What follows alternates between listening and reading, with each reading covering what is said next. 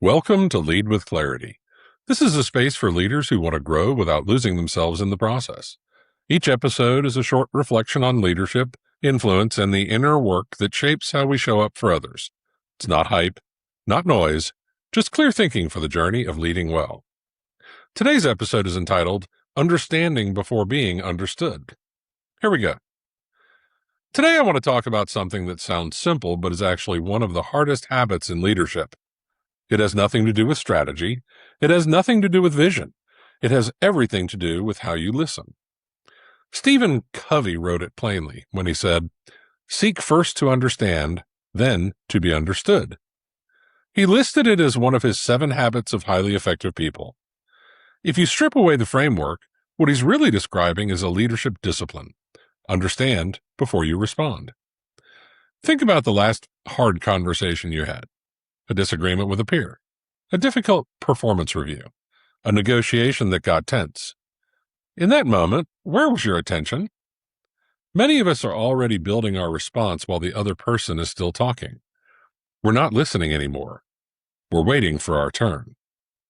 I've done this myself. Early in my career, I sat across from someone on my team who was clearly frustrated. Instead of asking what was actually going on, I jumped straight to solving it. I offered 3 ideas in the first 2 minutes. She stopped talking. Not because I'd helped, because I'd made it clear I wasn't actually listening. Here's where a lot of leaders get this principle wrong. They hear seek first to understand, and they translate it into agree with the other person or let them win. That's not what Covey meant, and it's not what makes a leader effective. Understanding someone is not the same as agreeing with them.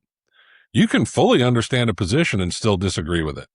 In fact, you can only meaningfully disagree with something once you actually understand it. The real value of understanding first is trust.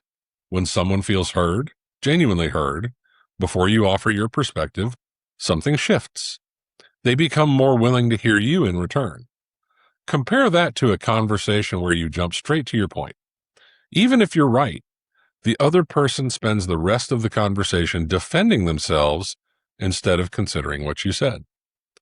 This is also one of the clearest dividing lines between leaders who use AI well and leaders who don't. A tool can draft your talking points in seconds. It can summarize a meeting transcript instantly. What it cannot do is sit across the table from someone, notice the pause before they answer a question, and decide that that pause is worth exploring. That is still your job.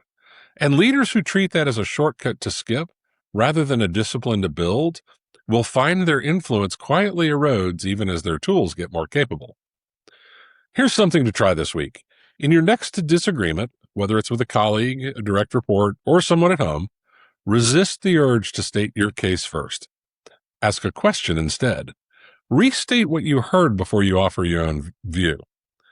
Notice how the conversation changes when the other person realizes you're actually trying to understand them, not just waiting for your turn. Covey's habit has outlasted plenty of management trends because it points at something timeless.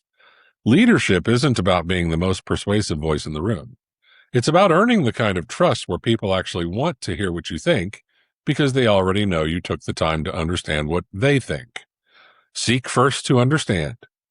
The being understood part tends to take care of itself.